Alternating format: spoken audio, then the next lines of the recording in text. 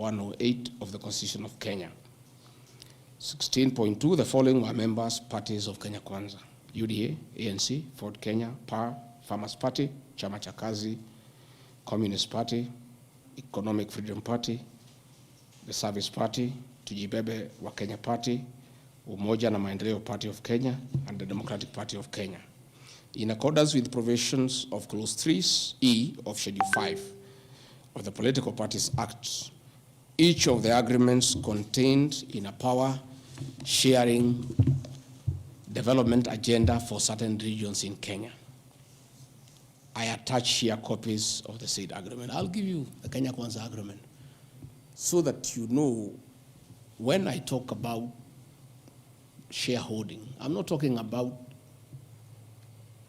Kenyans, I'm talking about this agreement that was signed by President William Ruto and almost everybody else on how power will be shared. I've never talked about sharing resources. I have been talking about power sharing for people to get what they deserve in sharing power in accordance with this agreement.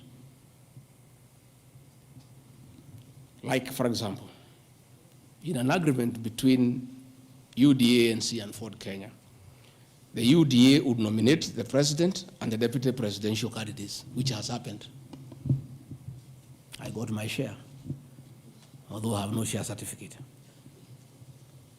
The president would guarantee the stature, dignity, financial, and operational autonomy of those of the deputy president. It's in the agreement. The office of the deputy president will be allowed specific duties identified at Article 21 of the agreement. ANC will be allocated a position of prime cabinet secretary to be established within 14 days. It was given to Musalia.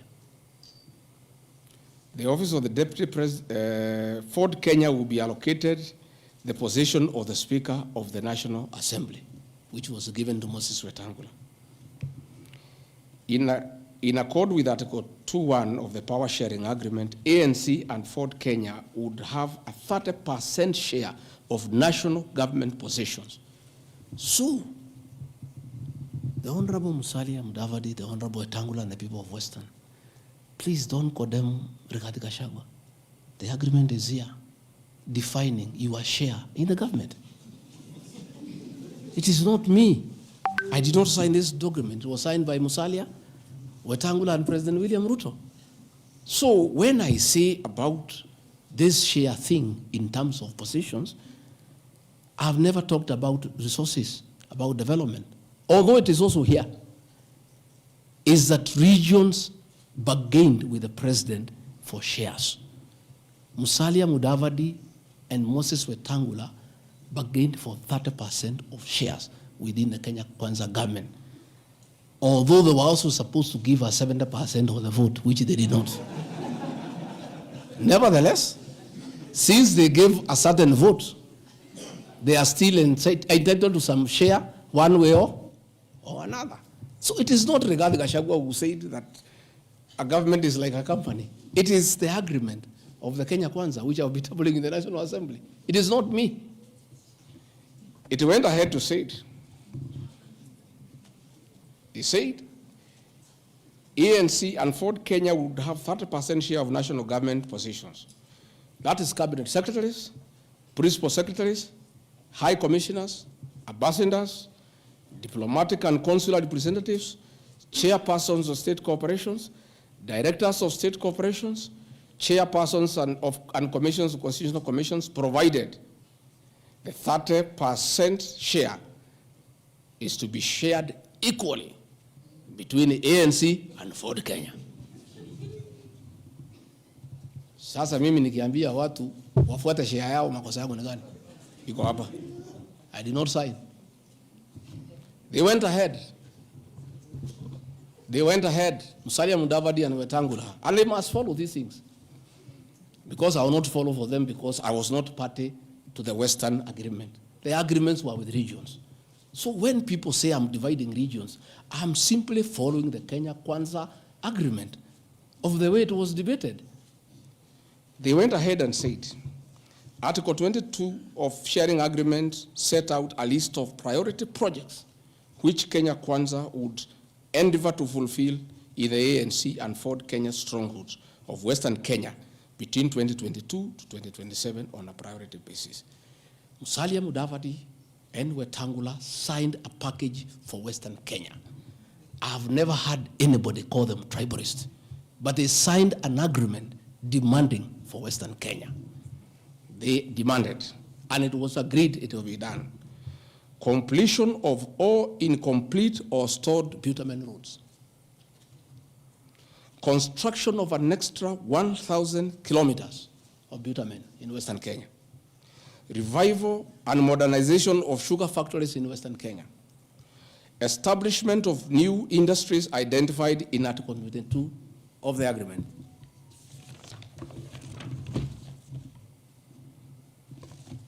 Ladies and gentlemen, this is the Kenya Kwanza agreement on shareholding. What crime has Rigathi Gachagua committed to be impeached by saying what President William Ruto appended his signature to, with Musalia Mudavadi and Wetangula, who will preside over my impeachment? What crime has this man committed? The crime of this man is just being truthful, because people do not want these things to be known. That is a problem. People have a problem that I'm a truthful man. The people of Western Kenya has now known today what their leaders signed with President William Ruto. It is upon them to demand their share as per this agreement. I did not sign this agreement. I will read the people who signed. But because I was present and I'm a truthful man, I fight for the people of Western Kenya. Power sharing agreement between Kenya Kwanza and PAR of Amason Kingi. I want to give two examples. Yeah? In accord with Article 8 of the agreement, PAR would be allocated the position of the Speaker of the Senate. He negotiated for himself. Let's be truthful. You brought this motion. We'll discuss. The people of Kenya must know the truth, so that if Rigathi Gachagua is being crucified for being truthful, let the people of Kenya know why he is being crucified. How can Moses Wetangula say I should be impeached because of saying people to get their shares, when he is a signatory to a share agreement with the president on what will go to Western Kenya? And then they accuse me of tribalism. They did not say anything should go to Central or Mount Kenya. They talked about Western. When I say something for Mountain, I'm a tribalist. Kingi said, position of Speaker, you are Mepewa. Article 9A of the Power Sharing Agreement, PAR would nominate the candidate for appointment of one principal secretary when Kenya Kwanza came to power. Amepewa. For Article 9B, the Power Sharing Agreement, Kenya Kwanza and PAR would agree on what share of national government positions, cabinet secretaries, principal secretaries, high commissioners, ambassadors, diplomatic and consular representatives, chairpersons, state corporations, etc., etc. Power sharing agreement, that is a word, so that nobody should ever again in this country ever accuse me of talking of shares. It is not me. It is my boss, President William Ruto, who appended his signature with other leaders that Kenya is like a company of shares. It is not me. And he signed the agreements. Sharing Kenya is here, it's being shared. True or false? True or false? They have shared the Speaker, they have shared the Senate, they have shared Deputy President, they have shared the President. That's what I've been saying. And then I'm being told that I'm dividing the country along ethnic lines. I did not append this signature. I'm just being truthful. That is my crime. People want these things to be hidden so that they pretend to be nationalistic and say Rigathi Gachagua is tribal. But the people who append these signatures are the ones who should explain why they were signing things for their regions only. Yet they say they are national leaders.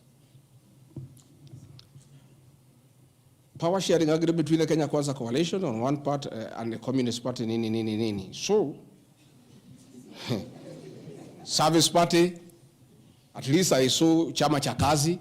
They say the party leader should get something. Moses Kuria was given something. The Service Party of Mwangi Kujuri got nothing. You know?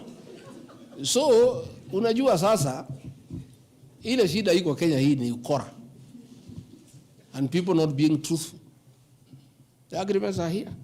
Like in a Communist Party, they have been making noise. They signed an agreement, they have not seen anybody. Yeah? So,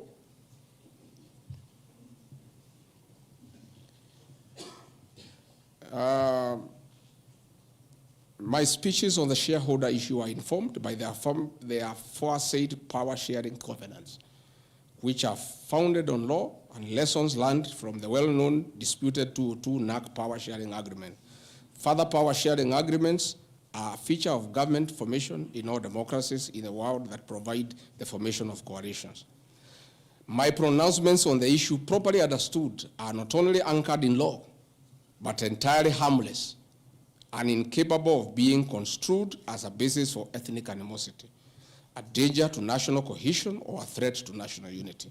On the contrary, coalition building has been one of the most important innovations since the disputed 2007 elections in ensuring stability, equitable sharing of political power, national cohesion, and fostering of national unity.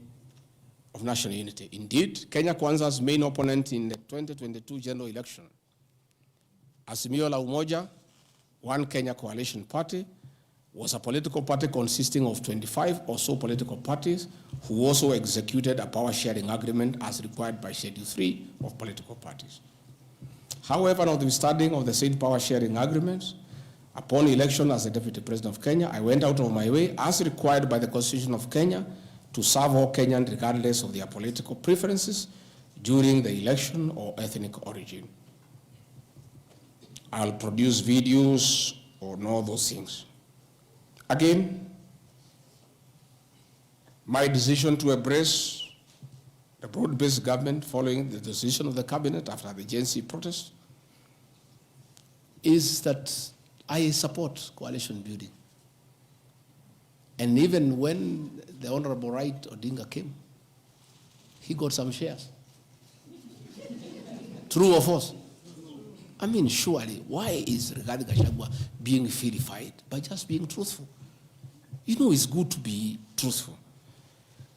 I have heard that my saying we observe this agreement is a threat to national unity. I have never been caught by the National Cohesion and Integration Committee to tell me that I have said something that can create ethnic disharmony.